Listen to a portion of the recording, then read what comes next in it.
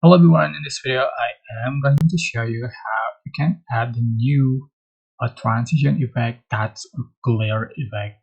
So you can find transition, and here's on trending you can find as a glare effect, but this is pro effect. You have to join pro first to be able to use this effect.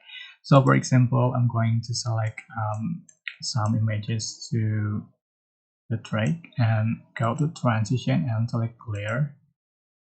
Okay, and you can just for iteration for the transition, and you can apply it to all the clips.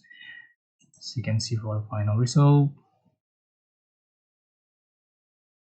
Sorry, to liking.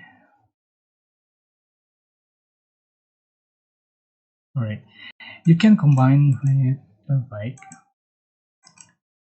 Sorry, you can combine with a bike. So just go to a bike and select video bike. For example, sorry, horizontal place to, and here we go. I hope this tutorial was helpful for you. Don't forget to like, comment, share, and also subscribe. Thank you so much for watching.